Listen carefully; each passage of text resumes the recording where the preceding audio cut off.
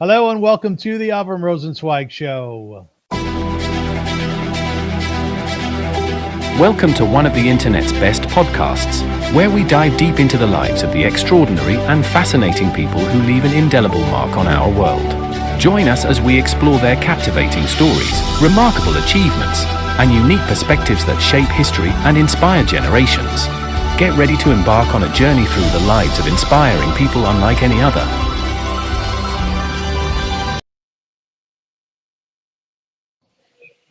Hello, folks, and welcome to the Avrum Rosensweig Show, more specifically, Parsha and Prose with my very dear friend and my colleague, Rabbi Shlomo Gemara. Rabbi, how are you today? I'm very well, and I'm very excited to have another guest on our podcast today. Yes, so let's dive in because our show is going to be a little bit shorter than it normally is. We all have lots of meetings going on helping the Jewish people. So let me introduce our guest, Yitzchak Levit. Thank you so much for joining us. How are you? I'm fine, thank you. I'm also very happy to be here, and I feel honored by being invited to participate in your show, Avrum. Thank you. The kavod is ours. I want to tell my listeners and viewers a little bit about you. Yitzchak served as the chairperson of the Givati Brigade Association, still does, serves as, since 2012. He was drafted into the IDF in 1976 and volunteered to Sayeret Shaked Special Forces Unit. In 1978, Yitzchak became an officer and completed all the command posts up to company commander. He took part in several operations in Gaza Strip and southern Lebanon, and during the first Lebanon War in 1982, he served as the commander of an elite paratroopers unit. After a period of academic studies, he was promoted to be a commander in the IDF Officers School and retired from the IDF in 1989 after being the commander of the Givati Battalion Rotem. After his retirement, Yitzchak graduated with honors in computer science and became a high-tech entrepreneur. He founded and led LSS, a company that developed an innovative multimedia software solution for the production of ESL courses. Following the company's success in 1996, he was awarded the Best Small High-Tech Company of Israel, granted by the Prime Minister at that time, Shimon Peres. Between 2000 and 2020, he served as the CEO of CDI, a company based in Jerusalem that developed digital rights management technologies. Today, Yitzchak is dedicated to several initiatives in the high-tech field, and he's a passionate volunteer, raising awareness and support for Israel's soldiers, from creating community for families of the fallen to practical welfare initiative from soldiers from low socioeconomic backgrounds. Now, about 2 months ago, I interviewed Yitzchak with a sharpshooter from the IDF, a young man, 20 years old. And at that time, Yitzchak, I was very excited about the fact that you quoted our Torah a number of different times in our interview. And I said to Yitzchak, do you learn Torah? Do you enjoy Torah? And your response is, yeah, you try to learn it as often as you can.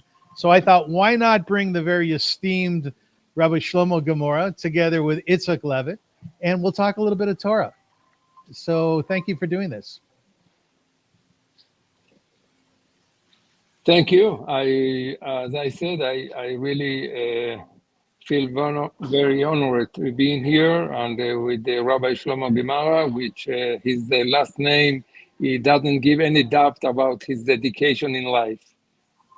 Thank you. And you know that our sages say that Safra v'Saifa yardu kruchin la'olam, like the book and the sword came wrapped together, which is very unique to the Jewish people who would love to be the people of the book, but sometimes have to have the sword. So I'm very excited to be here with a person that is a hero and represent now the heroes that fighting for the entire Jewish people. If I can bring a little bit the Sefer, the book, it's my honor and my privilege. I want to lay the ground rules here for our discussion today. Basically is talk whenever you want. Say whatever's on your mind. If it's directed towards Torah, wonderful. If you want to talk about the IDF, both of you have fought for Israel, then kol hakavod, do that. I'll do my very best to stay on the sides, but to try to shape the interview in a most positive way. Before we launch into our discussion, I do want to take a moment and want to put up a picture of the Bibas family. and perhaps for the next 15 or 20 seconds, we can be silent and remember these beautiful neshamot and pray for peace in Eretz Yisrael.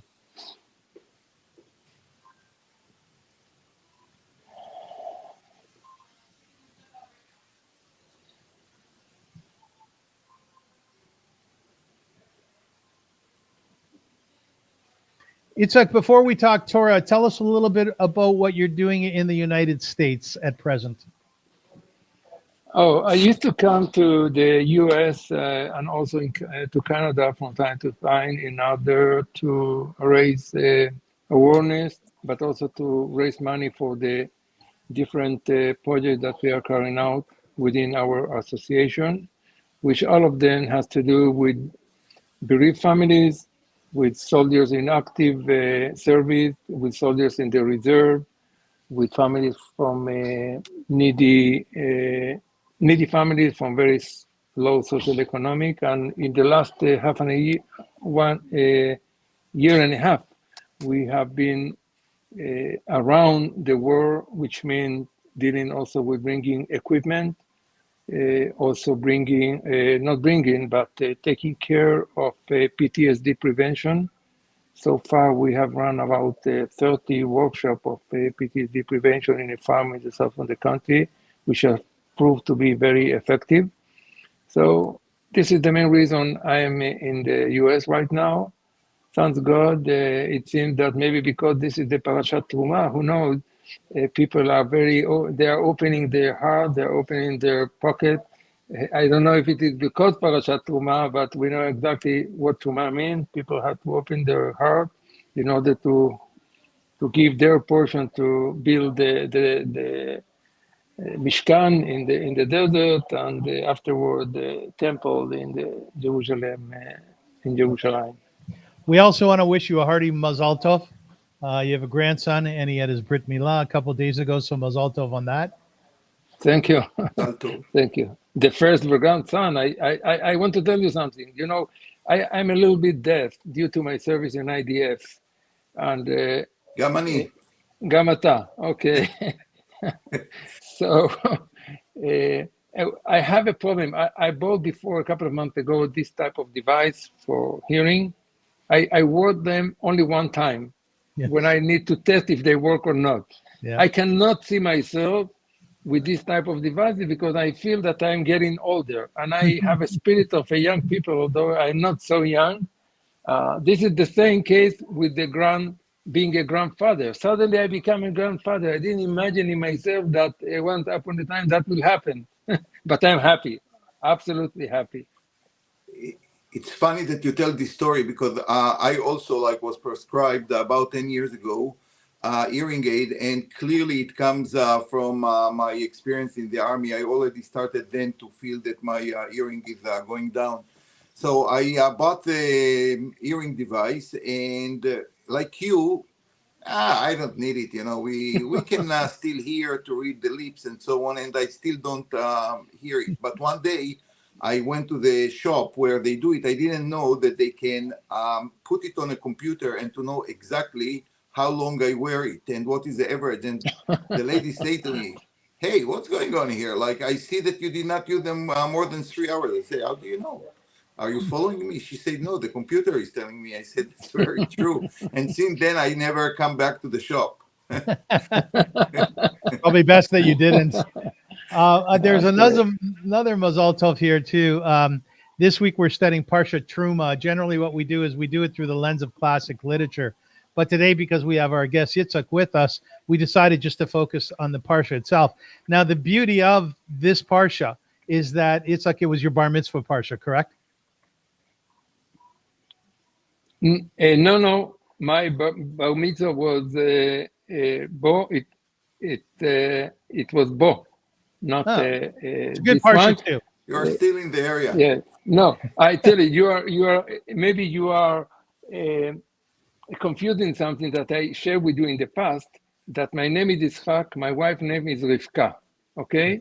Yeah. And when we decided to get engaged, we went to the Beit HaChayal in Tel Aviv. I was an officer in duty in the IDF, and we started looking for a date where we can marry. And the only date that was available, it was the 25th of November. I'm talking about 81. So we say, okay, let's go with the 25th of November. What can we do? We don't have other choice. And then I went to my grandpa who lived in Arad. And he was so happy that we are going to get engaged. And then, when you are going to marry? I told him on 25th of November. Oh, you're Jewish or you are secular or you are Christian? The Hebrew date. Oh, I told him, sorry, I don't remember. And then he looked and he said, okay, it's not by coincidence. You are getting married in Parashat Toldot. Yitzchak and Rivka. By coincidence. Very good. Very good. Yeah. All right, folks, a little bit of an introduction of the Parsha itself. The Torah portion of Terumah focuses on the instructions given by God to the Israelites for building the tabernacle, the Mishkan, a sacred place where God's presence would dwell among them. The portion begins with a command for the people to bring a variety of materials, including gold, silver, bronze, fine linen, and precious stones to construct the tabernacle and its furnishings. The Israelites are asked to contribute generously with the understanding that their offerings are an expression of devotion and partnership in creating a dwelling place for the divine. The detailed descriptions of the tabernacle's design, including the Ark of the Covenant, the altar, and the priest's garments, emphasize the importance of holiness and precision in carrying out God's will. Terumah teaches the value of communal participation, the sanctity of space, and the profound connection between the material and the spiritual realm. Now, Yitzchak, let's start with you. This is a wonderful parsha, dealing with, as I said, the creation of the Mishkan, Mishkanti Batocham, where God will dwell in it. What is it about this particular parsha that you find is so appropriate for the times that it can be applied to today? This parasha is the first parasha in the Torah that the Jewish people are required to contribute to the donate. Until then, it was not an issue at all. And they are required to contribute to something that I assume it at the beginning, it probably sounds a little bit weird because it's like donating for something that has to be physical, while in the first month or whatever, when Moses introduced the monotheism and everything that has to do with believing in one God, it could be perceived as something which is the contradict the monotheism. This is my understanding, okay? That suddenly you have physically something that you have. So I think that the great job of Moses by then was to explain to the people that there is no contradiction, because God dwells in the heart of each one of us, but it also dwells it can dwell physically in a specific place. It can dwell between the Jewish people, and it doesn't contradict that it dwells in all the world and on the creation. And I think that to understand that this a little bit metaphysic idea was probably not easy for them to digest. But the bottom line is that we know that the Jewish people donate a lot. Okay, they donate, they bring everything, and if I remember correctly, there are even more than what was needed for. If I remember, maybe I'm confusing with another chapter in the Torah, and it is the first time that I think that the fact that we are, it is like an expression of being unified with around something that has to do with the core of our life in earth. Believing in God. Rabbi Gemara, do you want to pick up on that? At the essence of the Mishkan, it's the idea of V'shachanti betocham, I will dwell within you, I will dwell amongst you. It seemed to be very, very apropos for the time, clearly, as Yitzchak just pointed out, and for today. And I just want to add one thing. There is an expression that repeats itself many, many times in our Parsha, and I think it's very, very appropriate for the day. And let's take, for example, when they have a commandment to build the ark, and on the ark you have two kruvim, two kind of angels, which are porsek nafai milamala. They stretch their wings and they touch each other where their face is one towards the other one. And the Torah have a very interesting expression, upneihem ish el achiv. The face is going to be from one brother to the other. Now, this is such a striking expression because they are not really brothers, but I think the Torah is telling us something incredibly important. God cannot be in the ark. The presence of God cannot be in the Mishkan until our face is ish el achiv. Now, think about it. The people who are ish el achiv, the people who are one person to his brother, must be in opposite positions, right? Because if me and you are looking towards one direction, then our faces are not approaching each other. It's actually away from each other. We will never see each other. The Torah says no.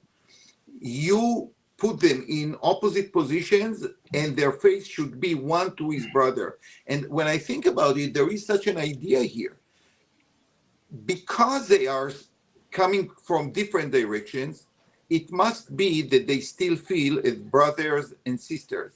So the Torah repeats this idea with the Shulchan, with the Aron, with the Krashim, with the Yeriot. Everything is Ish el Achiv, Isha el Achota.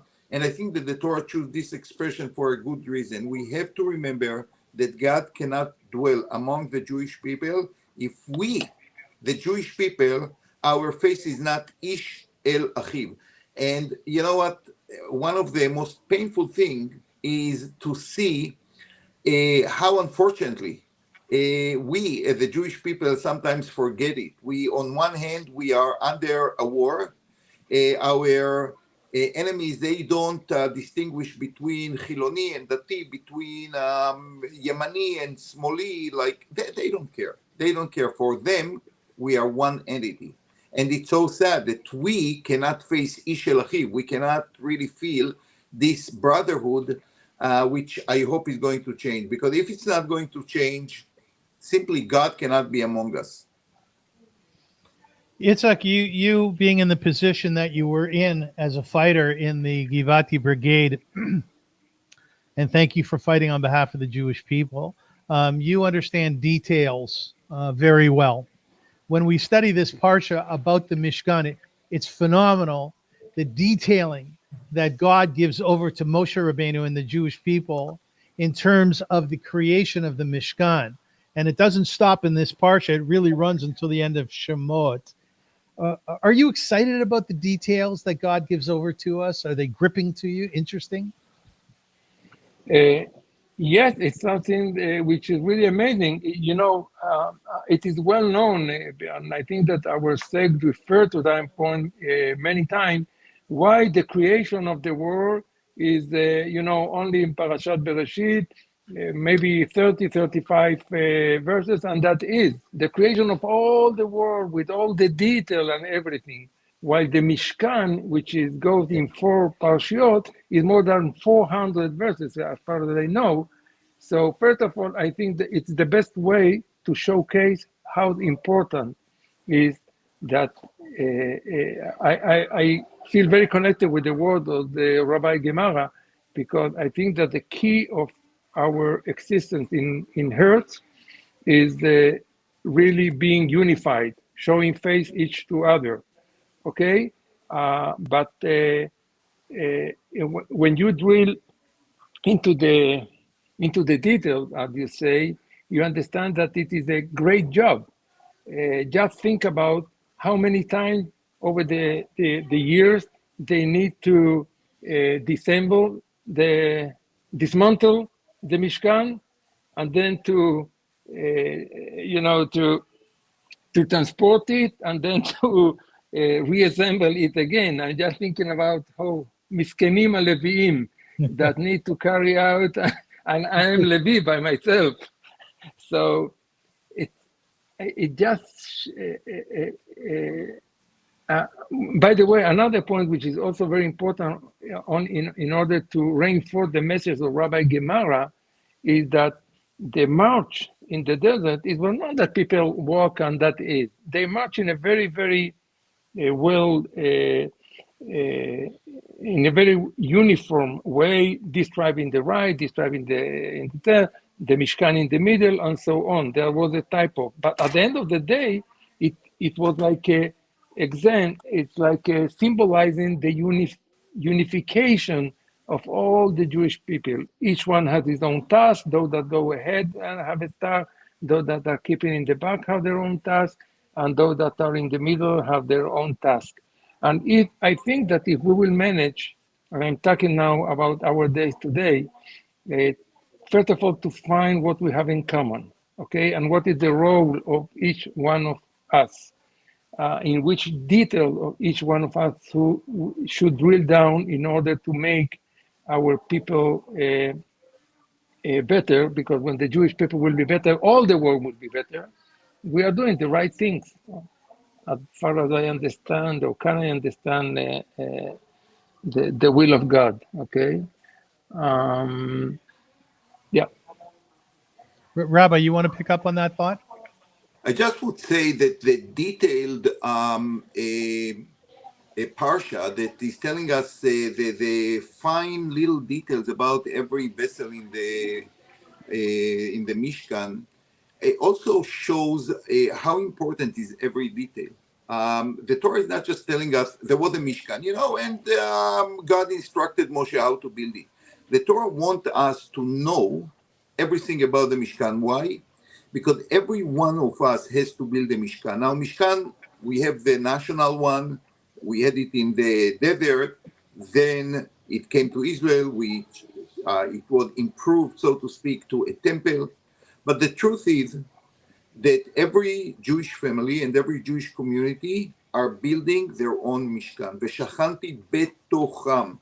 Betocham means within Bnei Israel. And we have a structure, we have a very minimal structure of a person, of a family, of a community, a city, a region, a land, the Jewish people all over the world. And I think the Torah wants to tell us that building such a Mishkan, such a community with idealism, with ideals, with direction towards being better, is made of many, many little things. It's not just talking about the entire thing and how important it is.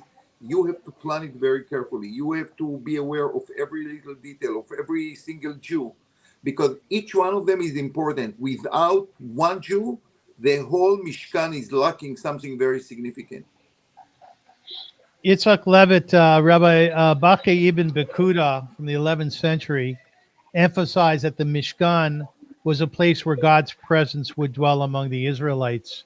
In his work, Chavot HaLevavot, Duties of the Heart, Rabbi Bachya explains that the building of the Mishkan was a way for the Israelites to maintain an intimate relationship with God, as the tabernacle would serve as a physical manifestation of the divine presence. You have been ensconced in the protection of the Jewish people and the security through the IDF since you're a young man. And Baruch Hashem, you're still young and you have a beautiful childlike spirit. I've always enjoyed my time with you. I want to go off a little bit on the sort of the biblical here, and I want to ask you about God in your heart, in your soul, in terms of the work that you're doing. Some of the Givati Brigade Association's work is helping families who lost their children within the IDF. How does God play a role in your day-to-day workings with the Givati Brigade Association? Wow, it's a big question. But I will start maybe with sharing with you some information, because the bereaved families is really a very, very paining point of all what I am doing in the association. In this war, unfortunately, we lost 89 soldiers, which is the largest number of soldiers by unit in IDF. And that didn't happen by chance. It happened because Givati Brigade was led all the three main maneuvers in the war. Okay, in Gaza, in Khan Yunis, and in Rafah. And the second number is that Givati Brigade had 1,130 soldiers wounded, injured, which is also a number that exceeds any scale. It is more or less a third of the fighting forces of the Givati Brigade. Now, when I used to meet a lot of bereaved families all the time, okay, to visit at home, to visit an event that we organize for them.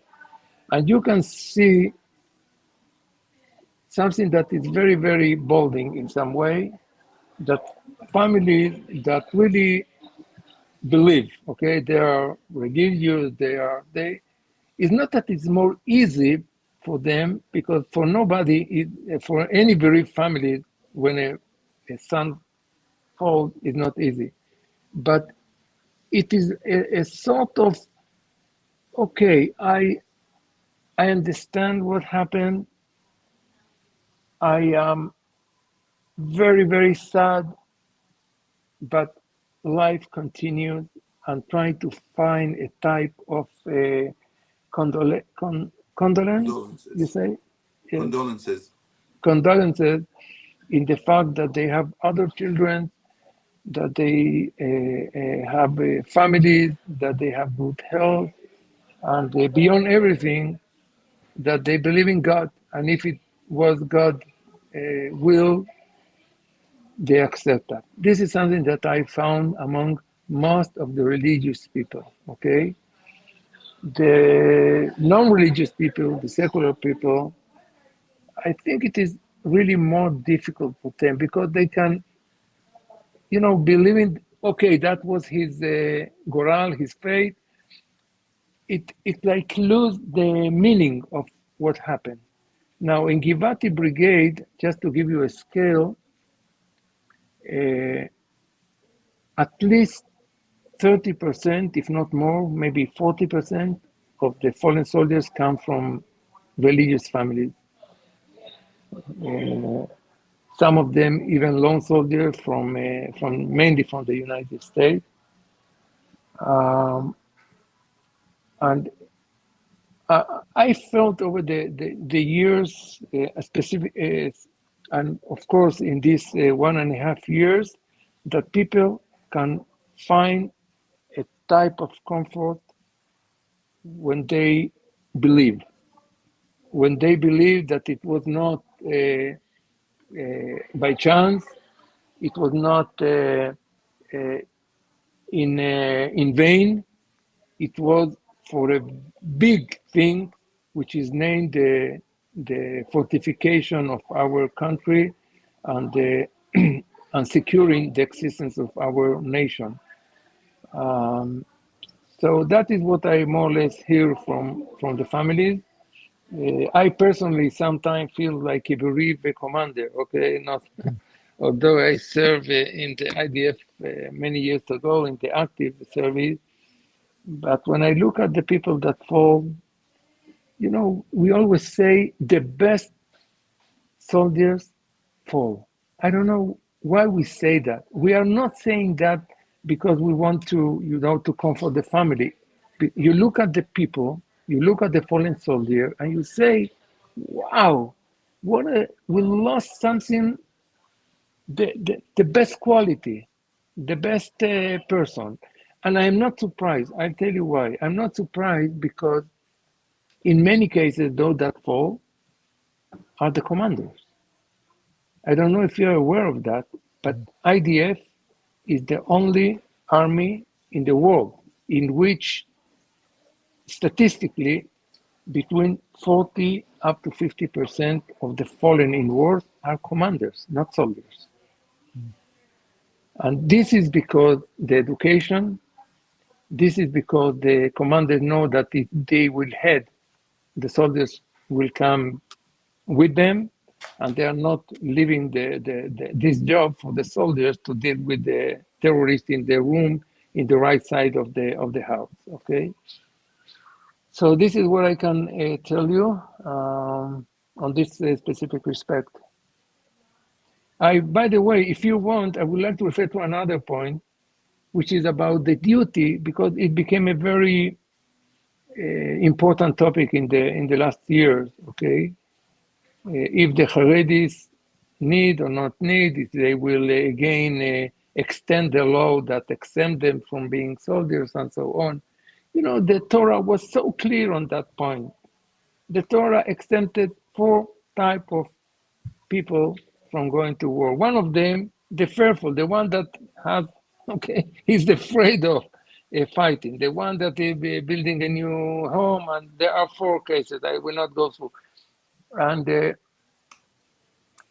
I think it is quite cynical that something that was supposed to be like how to continue the Torah world after the Holocaust. That was the purpose, by the way. Ben Gurion, when he managed to, he agreed to exempt 3,000 Talmidei Yeshivot to learn Torah after the Independence War and to dedicate their life to that. It was, the main purpose was to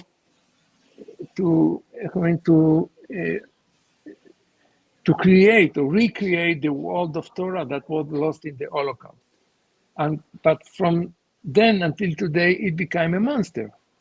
It became a monster which create another problem, which are social problems, which are political problems, etc., etc. And I think that this war is the one in which people must, or the leadership of the Haredis must take a very hard decision. Okay, of course, thousands of Talmidei Yeshivot must continue learning. I am improve that with all my heart. I understand the importance, and I will be the strongest supporter of that. But don't make it something which, for any justification, becomes something which is a mass exemption.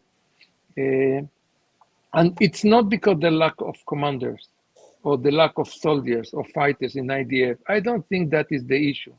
The issue is if we want to be unified, if we really want to be one nation, if we really want to put our hearts together, you must contribute exactly as others do.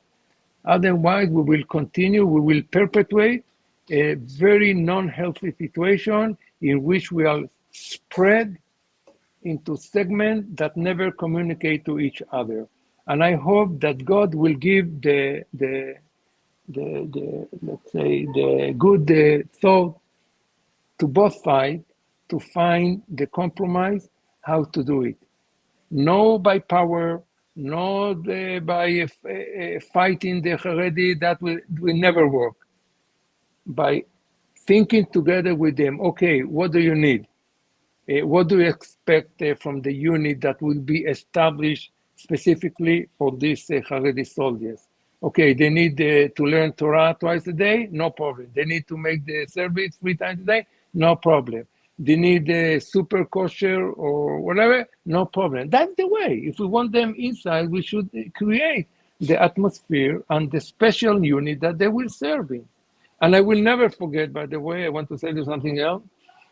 To serve in IDF, it, from my point of view, is one of the most important things. But don't forget, we should not forget, and the people in Israel should not forget, that the number of Haredis people that are involved in Ichud Ve'Hatzalah, in Yad Sarah, in all these type of organizations that go to visit people in hospital and help in hospital, and this is that, is most common between the Haredis, and they also need to appreciate that. Rabbi Gemara, in conclusion, would you like to add something to what Yitzchak said about the position or the situation with Haredis in Israel vis-a-vis the IDF?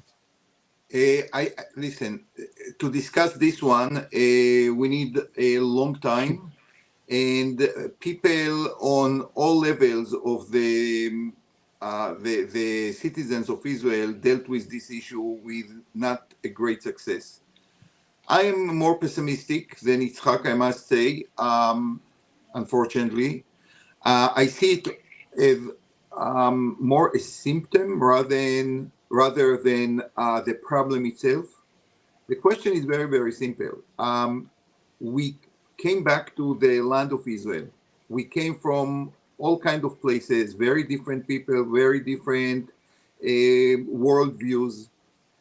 And the big question is how much we feel that we still unified around this idea that we, after 2,000 years, we have our land, we have our freedom, we have our responsibility to be a light to the nation. And I think that everything starts here because, unfortunately, to live in the Middle East, you need an army and you need a very strong army.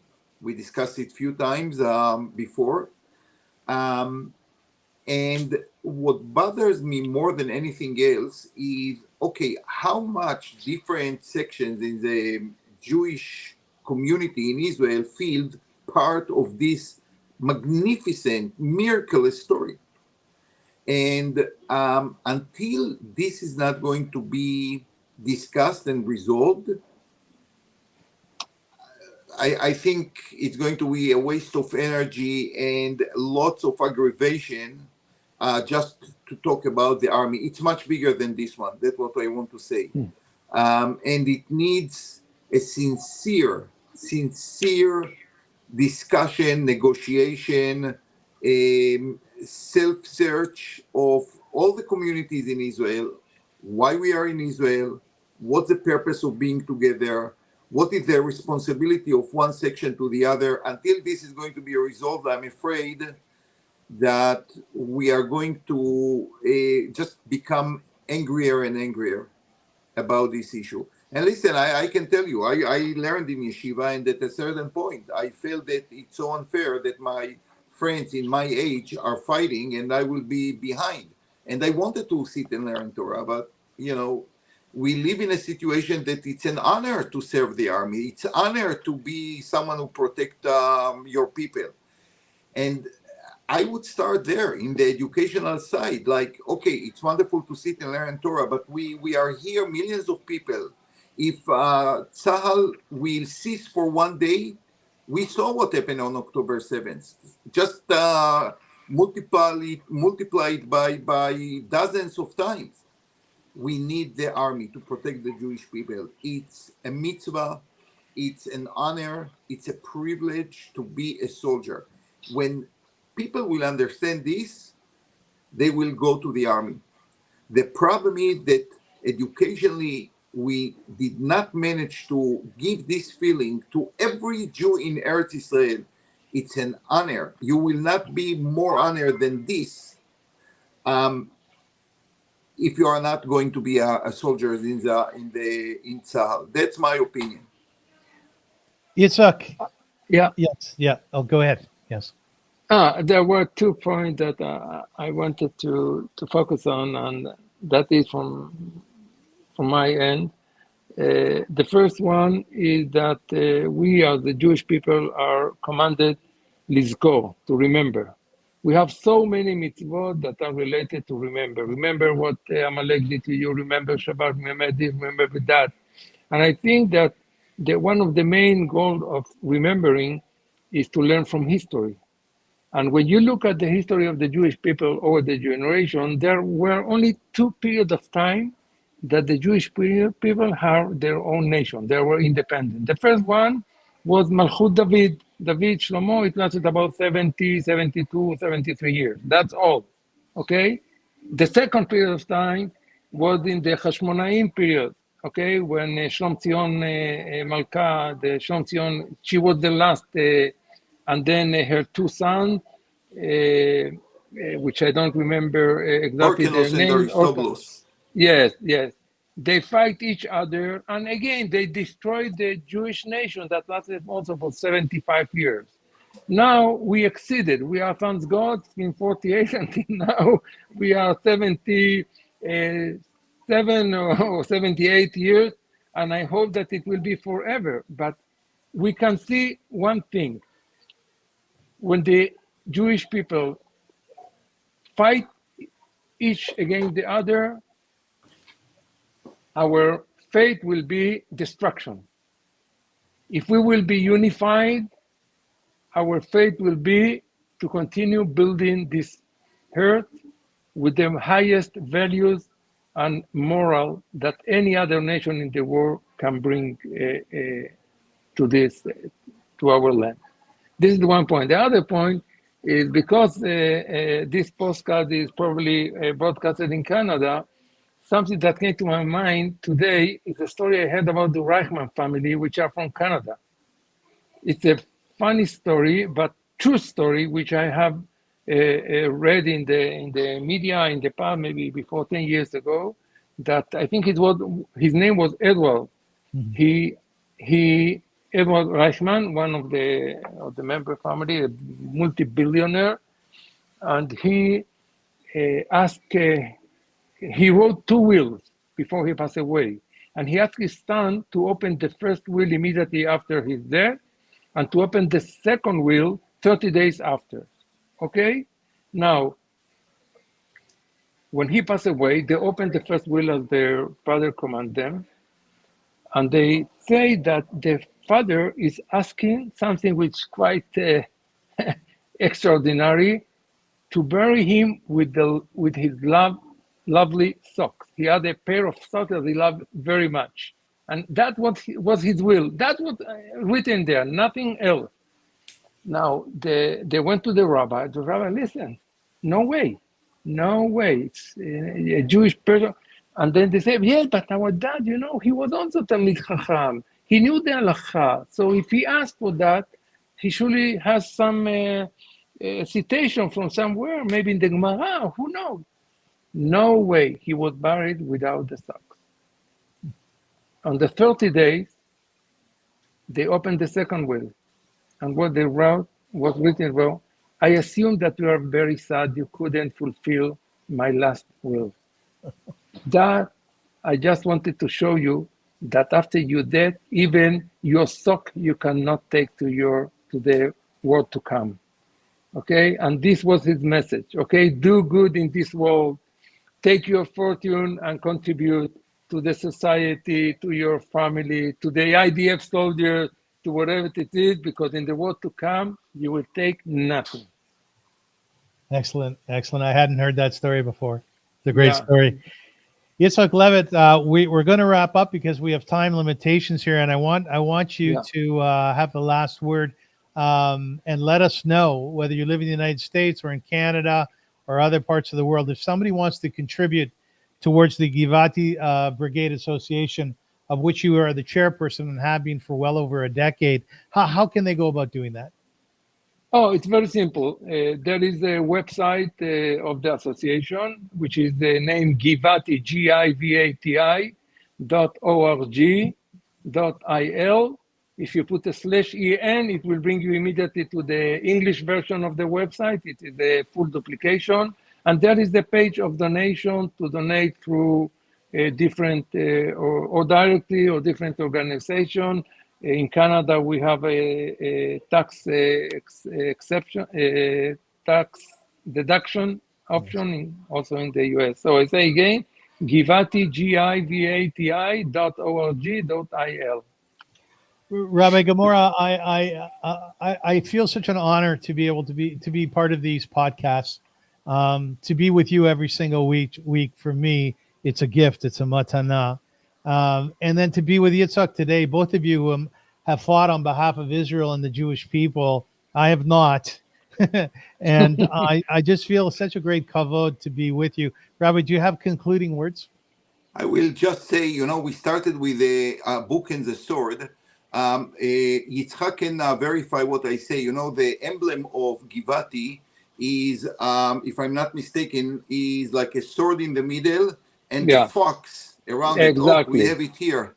And we talked already about the sword. I just want to say a word about the fox. There is a very famous story that Rabbi Akiva spoke to one of the scholars of Rome, and he said, why you Jews have to be different? Why you can't be part of us?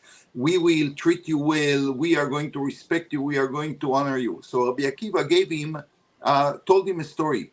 that one day the fox came to the fish in the river and said, listen, I see that you all the time like run from one place to another. You are afraid from the nets of the fishermen. You know what? I have a great idea. Come to the land and we will live together. I'm going to protect you. So the fish said, listen, where is a place where we're supposed to live, we are afraid. But we're still alive. You want to take us to a place where we don't belong and we are going to die in a short time? And to me, this story about so Rabbi Akiva said, obviously, like, we have our Torahs when you control us. If we are going to be your friends, who knows what is going to be next? And I would say that the job of Givati and Tzahal is a very complicated one. We want to keep Jewish identity. We are the only Jewish country in the world. There is no other Jewish country that Jews can go safely and to live there. And who is doing it? Who is doing it? Givati, Tzanchanim, Golani, Chel Avir. Every soldier of Tzahal is doing actually one thing. It's not so much to protect the land, it's to protect the Jewish people and the dream of the Jewish people. And this is what's important. Very, very strong, Rabbi. Maybe I can tell you something again to reinforce your messages, because your messages are very, very, I can feel very strongly identified with them. I visit at least 100 soldiers, injured soldiers, without exemption, any soldier that I met in a hospital. Some of them were amputated, their leg. Okay, I asked them, what do you want to do when you will be after the rehabilitation and when you left? Say, I want to return back to combat. What do you want? I want, without exemption. I think this is the spirit of IDF, and this is the spirit of Givati, of course. A strong determination. People understand the mission. People understand, as you say, that we only have one country, and we must fight ad hanitzachon until we will disappear all these evil organizations. In closing, I just want to ask, you can answer in a very short way. Both of you have fought in the IDF. Both of you have been in Lebanon. When you meet, even though this is through Zoom or Restream in our case, is there an immediate bond between Chayalim, regardless of when you fought and where you fought? Do you feel like brothers, the two of you? Absolutely, yes. Absolutely. And I can tell you that in a second, if we are going to continue to talk, we will find some people that we knew together, some experiences that we went, especially in the war in Lebanon. I'm sure that we can share many stories that we went through. So, but it's more than that. As I said,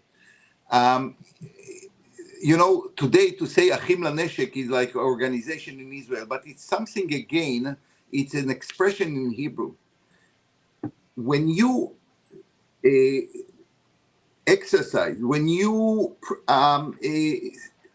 next to another soldier, when you carry the stretcher with another soldiers on your shoulders, you become really brothers.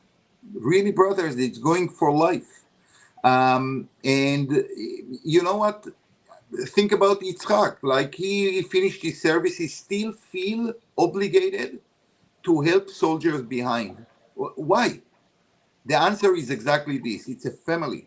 And exactly as one brother taking care over the other one, he feels the same. These are my brothers, or maybe now the children of my brothers. I feel committed. And I want to devote my time and energies for them. So this is certainly a feeling of a family. Yitzchak, you have any comments on that? What I can say, any word I will add to what he said will be super. I think that is summarized in the best way. Ladies and gentlemen, I want to thank you so much for being part of this. This is a very special Parsha and Prose, and I offer the invitation to Yitzchak Levit to come back and join us again. I quite enjoyed your Torah, and I can always tell on Rabbi Gemara when he has a big smile on his face. that he enjoyed your Torah as well. Absolutely. Nachon? Thank you. It's an authentic Torah, because it's one thing to learn the commentary, then the to learn the Torah, but you talk to people who actually fulfill the Torah. That's a very different thing. Right. Well said. Very well said. I want to conclude the show as we started with a picture of the Bibas family. They should rest in peace. Today we are Tuesday recording this. Tomorrow is the Levaya. It's the funeral for this family. God should watch over their souls, over the families, over all IDF soldiers, and that we should have peace very, very soon in Eretz Yisrael and for Jews all over the world. Until then, I just want to add one thing. Yeah. It's not our Parsha, but last Parsha, and when I read it, like tears filled my eyes. In the beginning of the Parsha, we have a pasuk, Haisha ve'yeladea tiyeh la'adonea vehu yetzeh begapo. It's talking about a person who had his family with, and they became slaves. They became, a family to one a master.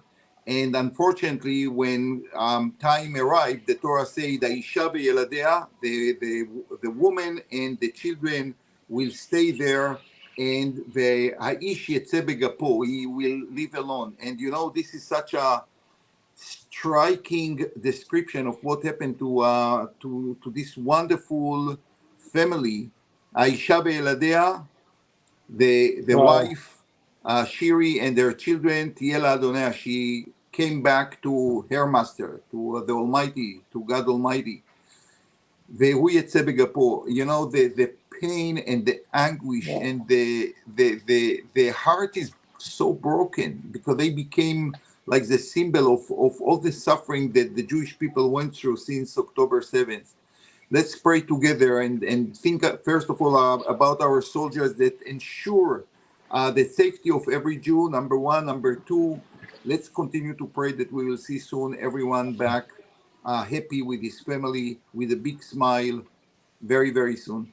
Amen. By the way, I maybe just one word. I must tell you, I hope I am not too optimistic about what I'm saying now, but I think that we are now facing one of the biggest miracle in this century.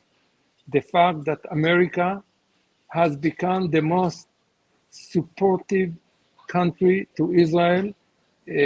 Trump built around him an administration that the people express their support to Israel in a way that has never been done before, and it is happening in the right timing, when we really need to cut the head of the octopus. The octopus means Iran, that had a lot of arms spread in Syria, in Iraq, in Hamas, Houthim, and Hezbollah, and so on. But the head is Iran. And I hope that with our combined effort, we will cut, sans God, the head of the octopus, and then hopefully a little bit more of relax will come to our region. Amen. I don't believe in peace with the Muslim. I think that it's something that will never happen. We don't have time to discuss that, but at least that they will understand that it doesn't work fighting with us again, to keep the deterrence at the highest level. You Israelis are funny people, because you asked me to cut this off at 30 minutes, and I tried to. I hate this feeling, to be honest with you, that it's not going to be like half an hour. I have one more word. Anyways, I am going to put up a picture of the Bibas family for 15 seconds, and then we are going to exit the show. So thank you very much for joining us and for listening. And God willing, there should be peace amongst our people in Israel as soon as possible. Thank you for watching. Amen. Thank you, Yitzchak. Thank you, Avrum. Thank you, Rabbi Gemara. Thank you. It's